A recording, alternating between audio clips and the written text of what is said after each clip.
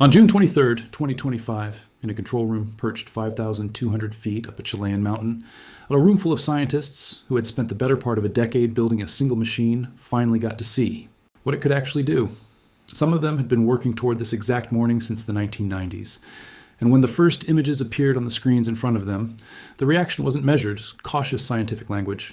It was something closer to disbelief. Tony Tyson, the astronomer at UC Davis who first conceived the entire concept for this telescope more than 3 decades earlier, put it simply, the telescope performed exactly as expected. But seeing it, actually seeing it, was something else entirely. He said he was left with a genuine sense of awe. This is the real story of what the Vera C. Rubin Observatory's first images actually showed the world. Why astronomers who had spent their entire careers waiting for this exact moment were still caught off guard by it, and why what happened in that control room in Chile marks the actual beginning of what may be the most consequential astronomical survey ever attempted. I'm your host, and this is your channel. If you want the real science behind the biggest moments in space, subscribe now because we're just getting started. To understand why this particular morning carried so much weight, you have to understand just how long the road to get there actually was, and how much rode on a single piece of hardware performing exactly as designed.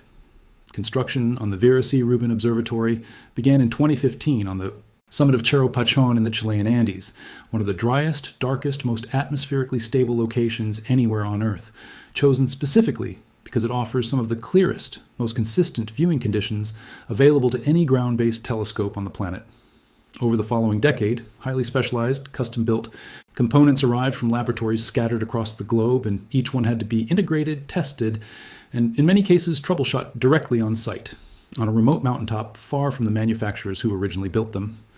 Fernanda Urrutia, an astrophysicist working on the observatory's education and outreach team, described the final stretch leading up to the reveal plainly.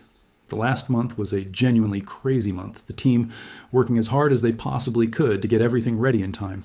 Just weeks before the planned public reveal, the observatory's own camera began overheating, a serious technical problem that had to be diagnosed and resolved on site under real-time pressure before the telescope could even attempt its first real observations. At the heart of the observatory sits the Siemens Survey Telescope, an 8.4-meter primary mirror paired with something genuinely unprecedented. The largest digital camera ever built for astronomy, a device roughly the size of a small car, capable of capturing 3,200 megapixels in a single exposure. To put that number in a perspective that actually means something, a single Rubin image contains so much visual information that displaying it in full would require hundreds of ultra-high definition television screens arranged together. The camera itself is equipped with massive filters capable of capturing light across a huge range of wavelengths, from ultraviolet all the way through near-infrared, giving the observatory a far richer picture of the sky than a simple visible light camera could ever produce alone. When the team finally released the first images to the public on June 23rd, 2025, they made a deliberate choice about what to show the world, and that choice itself tells you something important about what makes this telescope different from everything that came before it. Rather than a single, narrowly focused image of one specific object, the team shared several sweeping mosaics, deliberately built to showcase the observatory's extraordinarily wide field of view, its ability to capture multiple significant, unrelated targets within a single, continuous frame. One of these images combined 678 separate individual exposures, representing a little more than 7 hours of total observing time, stacked together into a single composite. That combined image revealed, with striking clarity, faint clouds of gas and dust belonging to both the Trifid Nebula and the Lagoon Nebula simultaneously, 2 separate star-forming regions sitting thousands of light-years from Earth, both captured together in glowing, unmistakable detail. Alan Rudman, one of the observatory's senior scientists, made a genuinely remarkable claim during a preview press conference held just before the public release. In a lot of ways, he said, it almost didn't matter where the team pointed. The telescope, they could have aimed it at nearly any patch of sky and still come back with genuinely fantastic images, a direct reflection of just how sensitive and capable this specific instrument actually is. A separate mosaic, quickly nicknamed by the astronomical community as the Cosmic Treasure Chest, focused on the southern Virgo cluster, the closest large galaxy cluster to our own Milky Way. That image alone contained millions of individually resolved stars and galaxies. Spiral galaxies stretched their arms lazily across the frame. Merging galaxies, caught mid-collision, twisted together like slow-motion cosmic smoke. Faint filaments connected distant clusters and delicate web-like structures, hinting at the much larger cosmic scaffolding underlying everything visible in the image. The reactions from the broader astronomical community, people who hadn't personally spent a decade building this specific machine but who understood immediately what they were looking at, were remarkably consistent in their intensity. Catherine Haymans, an astronomer at the University of Edinburgh, who holds the formal title of Astronomer Royal for Scotland, told the journal Nature that she felt like the entire field had been preparing for this exact moment for years, and that seeing the observatory's 10-year mission finally, actually begin, carried real emotional weight beyond the pure science involved. Meg Schwamb, a planetary scientist, an astronomer at Queen's University Belfast, described the shift in similarly direct terms, calling the moment the true dawn of the Rubin Observatory. She explained that for the entire preceding decade of construction, everything about the observatory's promised capabilities had existed only in the abstract, discussed in proposals and technical specifications rather than demonstrated in actual images. On June 23, 2025, she said, that promise became a genuinely, staggeringly beautiful reality. It's worth pausing here to explain exactly why this particular telescope generated this specific kind of reaction among people whose entire careers involve looking at pictures of space for a living, because the answer isn't simply that the images were pretty. Most telescopes, including extraordinarily powerful ones like the James Webb Space Telescope, are built and used primarily to study one object or one small patch of sky in extremely fine detail patiently over long individual observing sessions.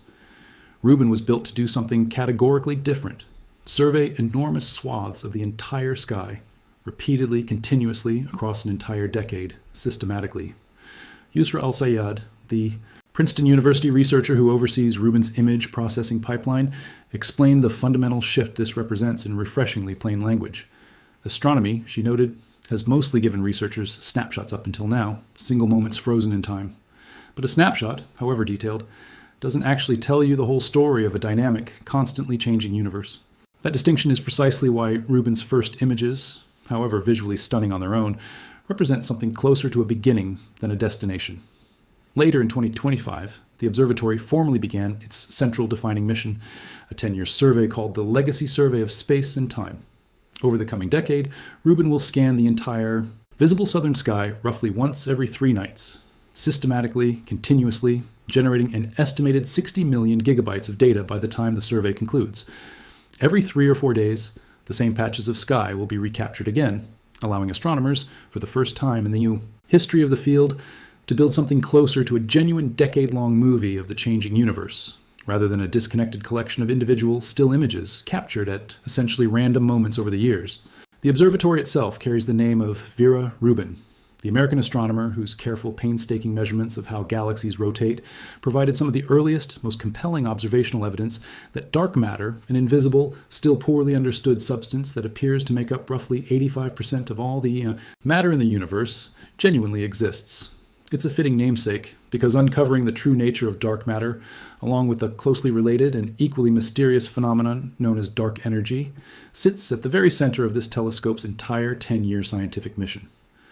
By precisely mapping how light from distant galaxies gets subtly bent and distorted as it travels toward Earth, a real measurable effect called gravitational lensing, astronomers hope Rubin's decade of continuous data will help finally reveal the true underlying structure of dark matter's distribution across truly cosmic scales, mapping out the invisible scaffolding that appears to shape how galaxies and galaxy clusters actually form and move throughout the universe. Even in that very first 10 hours of preliminary test observations, well before the formal 10-year survey had even officially begun, Rubin had already demonstrated a small preview of exactly this kind of capability, identifying more than 2,000 previously unknown asteroids in our own solar system, a number that would have taken most existing observatories weeks or months of dedicated searching to match.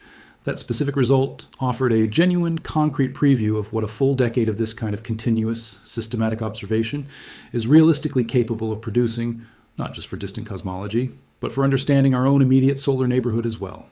Christian Aganzi, a galactic archaeologist at Stanford University who plans to use Rubin's data to study the formation and long-term evolution of the Milky Way, offered a characteristically understated but genuinely telling assessment of the new instrument shortly after the first images were released. "It's really a great instrument," he said. "Its depth and its extraordinarily large field of view," he explained, "will allow astronomers to capture genuinely detailed images of stars, especially the faintest ones, the kind that have historically been the hardest for any previous telescope to reliably detect and study at all. So here is where this genuinely leaves things honestly, grounded entirely in what actually happened on that morning in June 2025. And in the direct, on the record reactions of the scientists who were actually there to witness it, a telescope, 30 years in conception and a full decade in physical construction, finally turned on and produced images that left even the researchers who had spent their entire careers anticipating this exact moment genuinely stunned by what they were seeing. Not because the results were unexpected. The telescope performed precisely as its own engineering specifications predicted it would, but because there remains a real, meaningful difference between knowing, on paper, that an instrument should be capable of something extraordinary, and actually watching it happen in real time on a screen in front of you. Tony Tyson's own words capture that distinction about as well as anyone's could. The telescope performed as expected, but seeing it was quite another thing entirely. If this kind of story is what you come here for, one grounded in exactly what astronomers actually witnessed and said, rather than exaggeration, hit subscribe and turn on notifications, because this observatory is real. Decade-long story is only just getting started. Drop a comment telling me what part of Rubin's first images struck you the most, and share this with someone who still thinks astronomy moves too slowly to produce a genuinely stunning moment like this one.